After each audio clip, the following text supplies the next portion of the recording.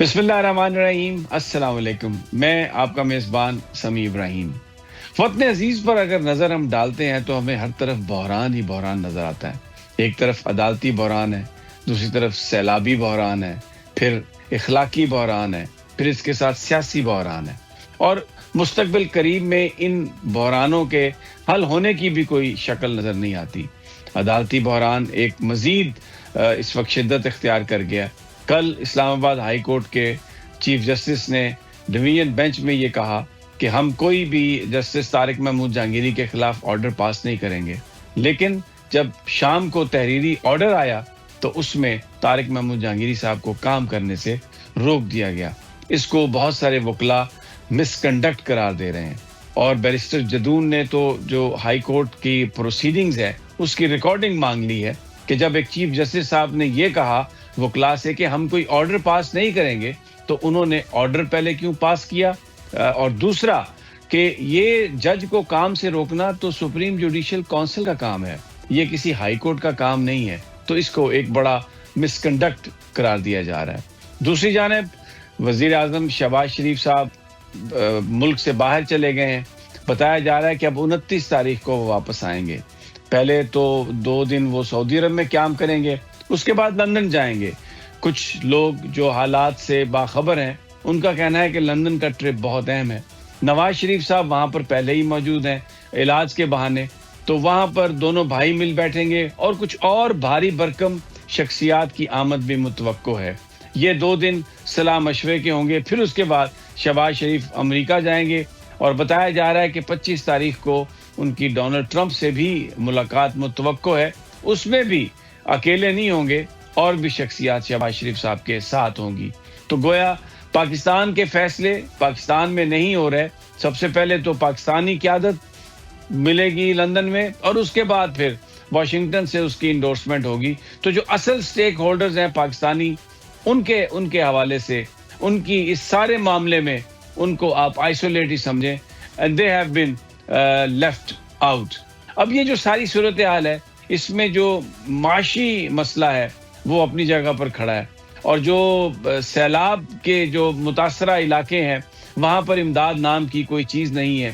ٹک talkers جو ٹک talk کے ذریعے حالات کو بہتر بنانے کی کوشش کی گئی، کیمرے کے ذریعے جھوٹ بولنے کی کوشش کی گئی۔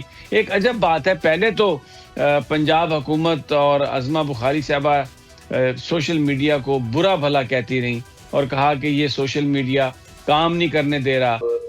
بڑے سیانے ہیں، ظاہر ہے کئی ادوار دیکھے ہیں، تو اس میں ایک فارمل میٹنگز اس کی ضرورت نہیں ہوتی، میسیجنگ جو ہے وہ ہو جاتی ہے۔ حالانکہ اس دوران ہم کچھ ایسی میٹنگز ہوتی ہیں ہم اس پر غور نہیں کرتے جس میں وہ آفیشیل حیثیت ہوتی ہے، لیکن بہرحال اس میں وزیر اعظم صاحب جو ہیں وہ سرزرداری صاحب کو ملنے جاتے ہیں۔ کچھ دن پہلے بھی ملاقات ہوئی ہے، تو وہ 100% اور یہ کنفرم کر رہا ہوں سائٹوں سے کہ ایک پیج پر اگر کوئی ہے تو وہ یہ 2 سیاسی جماعتیں ہیں، ہر ایشو پر یہ اکٹھے چل رہے ہیں۔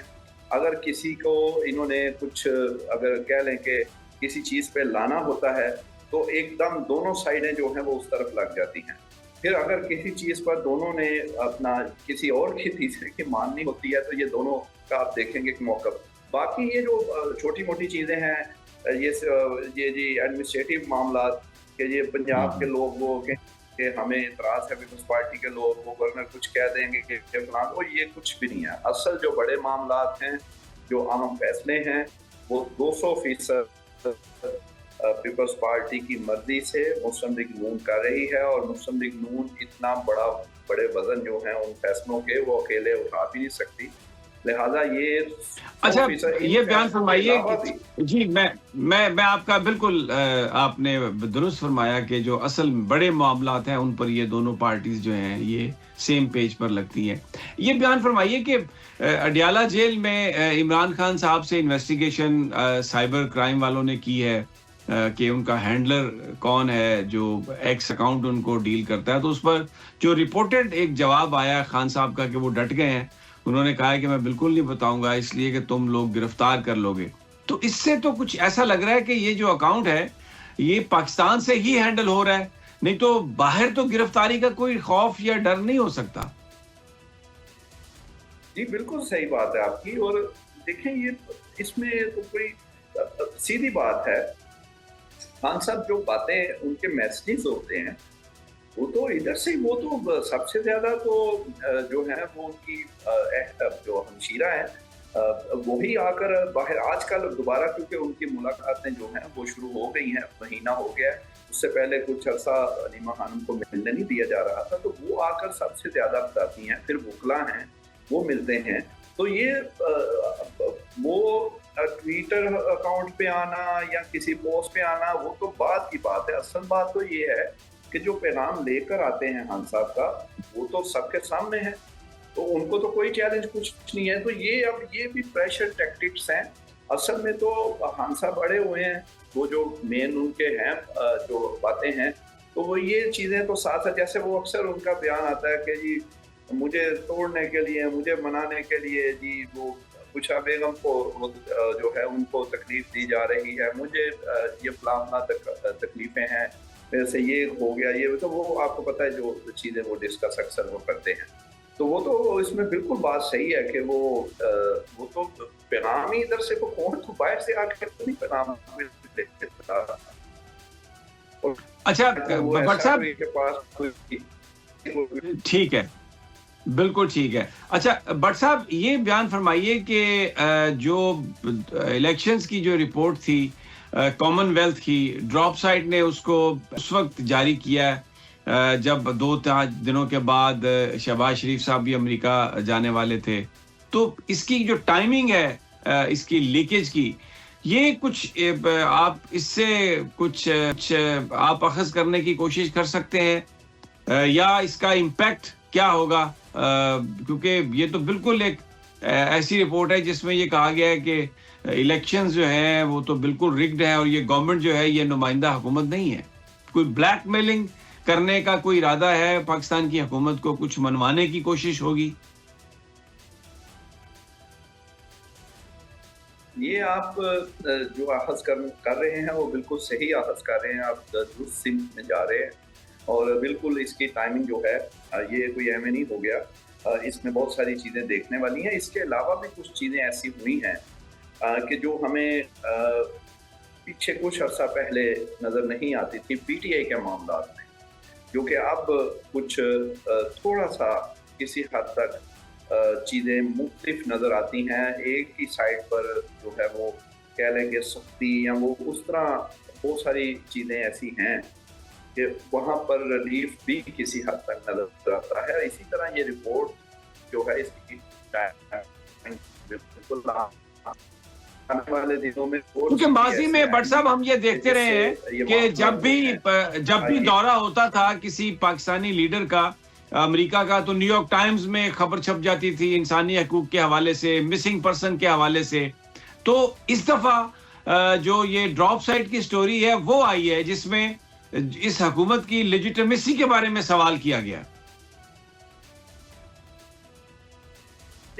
असल ये सही है, ये भी उसका एक पहलू हो सकता है, लेकिन मेरा ख्याल है कि कुछ और है। ये वजह ये कोई मनवाना नहीं है, बल्कि इनको मेरा ख्याल है पूरी दुनिया को बताना है मकसद है। मेरा ख्याल है कि मनवाना, इनसे क्या मनवाना है। ठीक है, बहुत शुक्रिया नईम अशरफ भट्ट साहब, बहुत शुक्रिया तफसील की। और डेफिनेटली ये जो इस तरह की खबरें लीक होती हैं उसके टाइमिंग जो है वो देखने पड़ते हैं, और वो बड़ा अहम वक्त है ये जब ये खबर रिलीज की गई है, लीक की गई है। शहबाज शरीफ साहब अमेरिका के दौरे पर जाने वाले हैं। लंदन जो क्याम है उनका, भट्ट साहब का कहना है कि नवाज शरीफ साहब की ये आदत है कि वो हमेशा टाइम लेते हैं। बहरहाल फैसले हो चुके हैं और पीपल्स पार्टी और नून लीग इंपॉर्टेंट इश्यूज पर बिल्कुल सेम पेज पर है और किसी तरह का उनमें इख्तलाफ नहीं है। ताज़रीन, यहाँ पर एक छोटा सा वक्फा, हमारे साथ ही रहिए।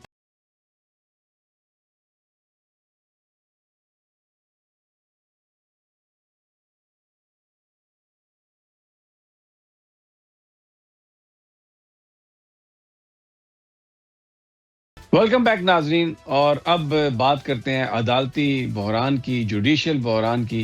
इस्लामाबाद हाई कोर्ट के चीफ जस्टिस ने जो ऑर्डर किया डिवीजन बेंच में یہ پہلے کہا گیا تھا کمرہ عدالت میں کہ وہ کوئی آرڈر پاس نہیں کریں گے. اس کو بہت سارے وکلاء جیسے میں نے پہلے کہا جوڈیشل مس کنڈکٹ قرار دے رہے ہیں. یہ ساری جو صورتحال ہے اس پر بات کرنے کے لیے آج ہمارے ساتھ راجہ بشارت جو ہمارے اے بی این کے سپریم کورٹ کے رپورٹر ہیں وہ موجود ہیں, اور عدیل سرفراز ایک نون صحافی ہیں جو عدالتی رپورٹنگ میں خاصا عبور رکھتے ہیں اور اپنے ان کے وی لاگز بھی بڑے اسٹرانگ آتے ہیں. عدیل سرفراز السلام علیکم. وعلیکم السلام. عدیل صاحب یہ دو تین چیزیں ہیں. ایک تو یہ بیان فرمائیے کہ جو شکایت تھی وہ تھی چیف جسٹس صاحب کے خلاف, سرفراز ڈوگر صاحب کے خلاف, جو انٹرٹین کی جو ہراسکی کمیٹی کی جو چیئر پرسن تھی انہوں نے.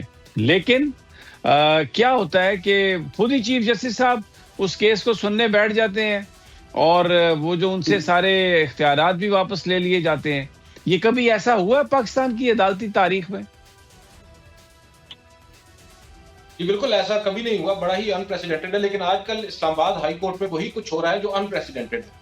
آپ نے طارق محمود جہانگیری صاحب کا جو کیس ہے وہ بھی دیکھ لیا, اور عثمان مزاری کی آپ شکایت کی بات کر رہے ہیں جو work place harassment committee justice سمن رفعت امتیاز جس کو ہیڈ کرتی ہیں اس کے سامنے انہوں نے فائل کی. اور یہ کمیٹی بھی ابھی از سر نو تشکیل دی تھی ڈوگر صاحب نے تقریباً جولائی کے مہینے میں, اور جب ایک اپلیکیشن ان کے سامنے آتی ہے اور وہ اوپر ایک 3 رکنی کمیٹی تشکیل دیتی ہیں تو جج صاحب ان کو بھی تبدیل کر دیتے ہیں اور اپنے ایک قریبی جج جسٹس امین مناز کو سربراہ بنا دیتے ہیں. تو یہ بالکل ایک چیز اپیرنٹلی نظر آ رہی ہے کہ مس کنڈکٹ ہے, اور اس کا بھرپور فائدہ اٹھایا ہے ایمان مزاری. ایک روز قبل انہوں نے شکایت سپریم جوڈیشل کونسل کو بھیجی تھی, اس میں ایڈیشنل گراؤنڈز کے طور پر اس مس کنڈکٹ کو بھی شامل کیا ہے. لیکن بظاہر ایسا لگ رہا ہے کہ جسٹس ڈوگر جو ہیں وہ اب ان چھوٹی چھوٹی جو چیزیں ہیں ان میں نہیں پڑھ رہے, وہ ایک بگر پکچر دیکھ رہے ہیں. اور ان کے نزدیک بگر پکچر یہی ہے کہ جو گینگ اپ ان کے اگینسٹ کیا جا رہا ہے اس کو انہوں نے کاؤنٹر کرنا ہے ون وے اور دی ادر, اور وہ ایسا لگ رہا ہے کہ اپنا نقصان کر بیٹھے ہیں اور نقصان مسلسل ہو رہا ہے. یہ ایک انسٹنٹ ہے ایمان مزاری کا, آپ کے سامنے ایک روز واقعہ ہوتا ہے, دوسرے روز پھر اس کے اوپر آپ سمجھ سکتے ہیں کہ جو آبزرویشن ان کی جانب سے آئی ہیں انہوں نے جلدی پر تیل کا کام کیا, اور پھر تیسرے روز یہ انسٹنس ہو جاتا ہے, کمیٹی کو اثر نو تشکیل دے دیا جاتا ہے. ابھی وہ اس میس سے نکلتے نہیں ہیں کہ آئندہ روز جسٹس طارق محمود جہانگیری کی جعلی ڈگری کا جو اپیرنٹلی مقدمہ ہے اس کو مقرر کر دیتے ہیں. یہ جانتے بوجھتے کہ یہ مقدمہ اس وقت چل رہا ہے, ایک شکایت درج ہے سپریم جوڈیشل کونسل کے سامنے, اور پھر وہاں پر ایک فیصلہ بھی ایسا دے دیتے ہیں جس کے اوپر بہت زیادہ تنازع کھڑا ہو چکا ہے. ججز صاحبان جو آپ سمجھ سکتے ہیں کہ ایک دوسرے کے سامنے کھڑے ہی تھے, لیکن اب وکلاء کو بھی انہوں نے اپنے مخالف کر لیا ہے, جو بہت زیادہ نقصان دہ ثابت ہو سکتا ہے ڈوگر صاحب کے لیے, کیونکہ کل تک وکلاء تحریک کہیں بھی ہمیں چلتی نظر نہیں آ رہی تھی, سب کچھ اچھا تھا. مگر جیسے ہی وکلاء صاحبان کو ان کے مطابق ڈچ کیا گیا اوپن کورٹ میں ڈوگر صاحب کی جانب سے, تو پھر اب وہ بھی ایک دفعہ پھر میدان میں آ گئے ہیں, اور آج بڑی دھواں دار تقاریر ہم نے دیکھی ہیں. تو یہ لگ رہا ہے, اس کو ہم ڈینائی نہیں کر سکتے کہ جسٹس سرفراز محمد ڈوگر صاحب کے جو مشکل وقت ہے وہ راجہ بشارت میں آؤں گا. ابھی عدیل سرفراز بھی کہہ رہے تھے کہ وکلاء نے بڑی دھواں دار تقاریر کی اور سب کچھ ہوا اور اب لگتا ہے کہ وکلاء کی تحریک چل سکتی ہے. Do you agree with this کہ ایک چھوٹا سا جو واقعہ ہے وہ ٹریگر کر دے گا وکیلوں کو متحد ہونے میں, جبکہ یہ کہا جاتا ہے کہ وہ جو ڈویژن ہے اس کی بنیادی وجہ بارز کو پیسے دینا ہے, مفادات ہے. کیا کہتے ہیں آپ؟ جی میں بالکل عدیل سرفراز صاحب کی بات سے اتفاق کرتا ہوں. دیکھیں سمیع صاحب, بات یہ ہے کہ جب آپ تاریخ پڑھتے ہیں, تاریخ اٹھا کر دیکھیں, جب کوئی اس طرح کی کوئی تحریک چلتی ہے تو یہ ضروری نہیں ہوتا کہ کوئی اس میں چھوٹا سا کوئی انسیڈنٹ ہو جاتا ہے, کوئی واقعہ ایسا رونما ہو جاتا ہے جس کی وجہ سے وہ تاریخ چل پڑتی ہے, تاریخ اٹھ پڑتی ہے. ابھی ریسنٹلی دیکھیں آپ, نیپال کے اندر کیا ہوا, بنگلہ دیش کے اندر ہوا, اور یہاں پر جو آپ نے بعض کے حوالے سے بات کی تو اس میں کوئی دو رائے نہیں کہ یہاں پر بعض تقسیم تھی, بعض کو پلاٹو کا جو لالچ دیا گیا تھا, اور پھر بعض کے حوالے سے جو اس کا ایک بڑی ہوتی سوسائٹی کے ساتھ ان کا ایک جوائنٹ ایڈونچر ہوا تھا جس میں کہا گیا کہ ہم آپ کو پیسے پلاٹ دیں گے, پیسے دیں گے. بعض کو پیسے دیے گئے. اسلام آباد ہائی کورٹ بار کی میں ایگزامپل آپ کو دیتا ہوں کہ وہاں پر اس کو, لیکن اب جو معاملہ یہ دیکھیں बेंच और बार का ताल्लुक तो जरूर होता है। जिस तरह के जो अल्फाज इस्तेमाल किए हैं जस्टिस सरफराज जोकर साहब ने ईमान मजारी एडवोकेट के हवाले से, वो बड़े अजीब और गरीब किस्म के ये पहली दफा मुझे भी 14-15 साल हो गए हाई कोर्ट कवर करते हुए, सुप्रीम कोर्ट कवर करते हुए। एवं काजी फाइसा साहब जैसा मुतासब जज मैंने अपनी जिंदगी में नहीं देखा। उनके सामने जब पाकिस्तान तहरीक इंसाफ का कोई केस जाता था तो वो वकला को मुखातब करते होते थे, लेकिन वो इस तरह के अल्फाज इस्तेमाल नहीं करते थे जिस तरह जस्टिस सरफराज जोकर साहब ने जो अल्फाज इस्तेमाल किए। और फिर इस्लामाबाद के बाहर जो वकला है वो इकट्ठे हुए और उन्होंने आप आज तो देखेगा जी, कल जब ये इंसिडेंट हुआ जस्टिस तारिक जहांगीरी साहब वाला, तो इस्लामाबाद बार डिस्ट्रिक्ट बाज ने एक प्रेस कॉन्फ्रेंस की। प्रेस कॉन्फ्रेंस करने के बाद उन्होंने कहा कि आज हम हड़ताल करेंगे। तो आज chief justice Islamabad high court वो अदालत में बैठे ही नहीं, वो अदालत से चले गए। उन्होंने अदालत में बैठे इसलिए गवारा नहीं किया कि उन्हें पता था कि मुझे वकला के तुंदो तेज सबरात का सामना करना पड़ेगा। जिस तरह उन्होंने कल अदालत के जो कोर्ट ऑर्डर था अदालत के अंदर वो डिफरेंट लगवाया, जब चले गए तो उसके बाद जो ऑर्डर आया वो बिल्कुल डिफरेंट ऑर्डर आया। ये वो सबरात है जिस तरह बैरिस्टर जहांगीर जदूल साहब ने एप्लीकेशन दी है इस्लामाबाद हाई कोर्ट में कि भाई हमें वो रिकॉर्डिंग दी जाए, सीसीटीवी फुटेज की रिकॉर्डिंग दी जाए जो कुछ कल इस्लामाबाद हाई कोर्ट में होया, कोर्ट रूम नंबर 1 में, कि कहीं वो जया ना हो जाए। ये वो चीजें हैं जिसकी वजह से जस्टिस सरफराज जोकर साहब भाग रहे। अब देखिए, जस्टिस सरफराज जोकर साहब को लाहौर हाई कोर्ट से यहाँ लाया गया, ठीक है, वो वहां 15वें नंबर पर थे, यहाँ लाकर उन्हें chief justice Islamabad high court बनाया गया। अब देखिए, जस्टिस सरफराज जोकर साहब, मैं एक वाकया आपको सुनाता हूँ कि जस्टिस सरफराज जोकर साहब असल में पता नहीं उनको कोई ज़हम था, वो चीफ जस्टिस पाकिस्तान जस्टिस यही अफरीदी साहब हज करके वापस आते हैं, तो ये उनके पास जाते हैं मुबारकबाद देने के लिए। तो चीफ जस्टिस पाकिस्तान उन्हें कहते हैं कि जी आप मुझे मुबारकबाद दें, लेकिन आपने उस मामले पर, उस मुद्दे पर मुझसे बात ना करना। ये केस इस वक्त सुप्रीम कोर्ट पाकिस्तान में था सिन्याटी वाला, उस पर बात ना करना। तो जराए का ये कहना है कि इन्होंने फरमाया जी आगे से कि जी मैं बिल्कुल ऐसी बात नहीं करूंगा, मैं जो यहाँ लाया गया हुआ मैं सारा कुछ बन जाऊंगा। ये पता नहीं जोम में थे और ये समझते रहे कि मैं पता नहीं मुल्तान बेंच में बैठकर वो केस की समाअत कर रहा हूँ। और जिस तरह हादी अली चट्ठा ने वहां बताया कि वहां पर एक वकील को उन्होंने उल्लू का पट्ठा कह दिया मुल्तान में, ये हादी अली चट्ठा के अल्फाज है। ये वो अल्फाज है जो यहाँ पर ये इस्लामाबाद, यहाँ बैठकर इस्लामाबाद के वकला ये समझते रहे कि पता नहीं मुल्तान के वकला हैं, लाहौर के वकला हैं, मैं उनको जो मर्जी कह दूंगा वो इस तरह करेंगे। उनके सामने एक खातून वकील खड़ी थी और वो जाती हैसियत में वहां नहीं गई थी, वो एक क्लाइंट की तरफ से गई थी, उनका मुद्दा उसने उनके सामने रखना था। और नाज़रीन, यहाँ पर वक्त हुआ एक ब्रेक का।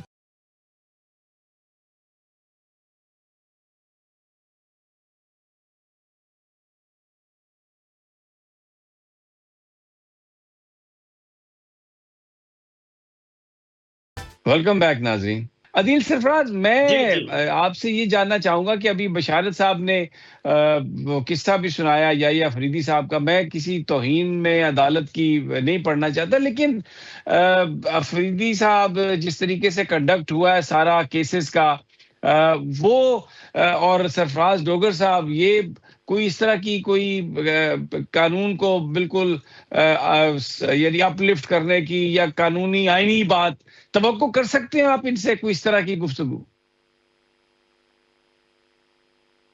देखें, आपके सवाल में ही आपका जवाब है। तवक्को हमें क्या करनी है, हम तो इतनी तवक्को कर सकते हैं कि जो उनके सामने किताब पढ़ी है आइन की, उसके मुताबिक ही कर दें जो उनके सामने आते हैं केसेस की सूरत में।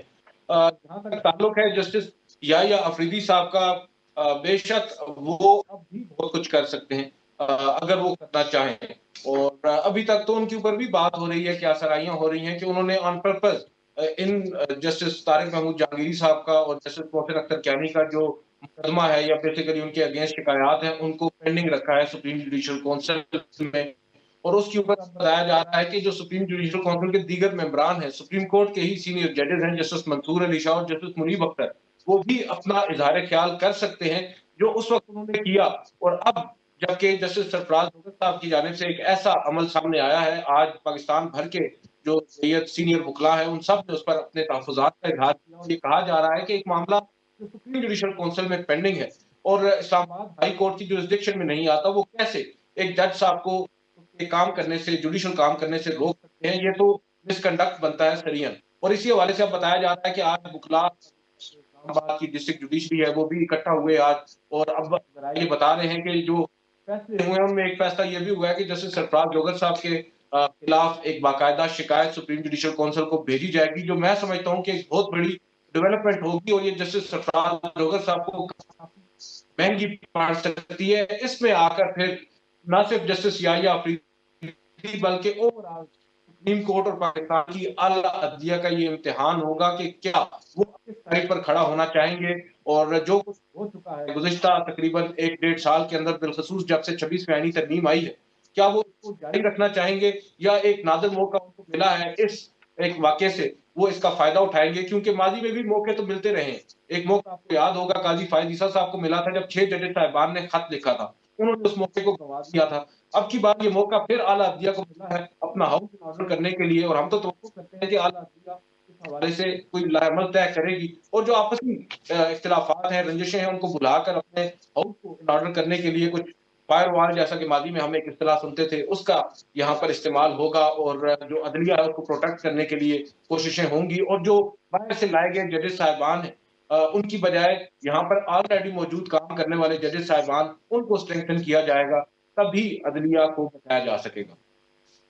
ٹھیک ہے. اچھا راجہ بشارت، جو جہانگیر جدون صاحب نے درخواست دی ہے کہ عدالتی کارروائی کی جو ریکارڈنگ ہے اس کو محفوظ کر لیا جائے، ان کو دیا جائے، آپ کو لگتا ہے کہ یہ جو عدالتی عملہ ہے اس قسم کی درخواست پر کوئی پازیٹیولی رسپونڈ کرے گا؟ کیونکہ ماضی میں جب بابر ستار صاحب نے پوائنٹ آؤٹ کیا تھا کہ یہاں پر عملہ جو ہے سٹاف پیسے لے رہا ہے اور وہ کیمرے کی فوٹیج موجود ہے، تو وہاں پر کیمرے ہی ہٹا دیے گئے تھے. بالکل ایسا ہی ہے، آپ نے درست اس کی نشاندہی کیا، پوائنٹ ٹھیک اٹھایا ہے کہ بابر ستار صاحب نے یہ لکھا تھا، اور وہاں پر پتہ چلا کہ جو ان کے ساتھ لاہور سے جو عملہ آیا تھا وہ مٹھائی کے نام پر پیسے لیتا تھا اور دوسری چیزیں اس طرح کی وہ پوائنٹ آؤٹ کی گئی تھی، اور سی سی ٹی وی فوٹیج کے حوالے سے بات کی گئی تو وہاں سے وہ سی سی ٹی وی فوٹیج ہی غائب کر دی گئی. وہ کہتے ہوتے نہ رہے بانس نہ بجے بانسری. اور اب جس طرح بحث جہانگیر جدون صاحب نے، میں سمجھتا ہوں کہ ایک بڑی زبردست یہ انہوں نے جو کوشش کی ہے، اور یہ نہیں انہوں نے تو کوشش کی ہے راجہ صاحب. میں آپ سے یہ جاننا، راجہ صاحب آپ درست فرما رہے ہیں، بڑی اچھی کوشش کی ہے جہانگیر جدون صاحب نے. میرا سوال یہ ہے کہ اس پر کوئی عمل درآمد ہوگا؟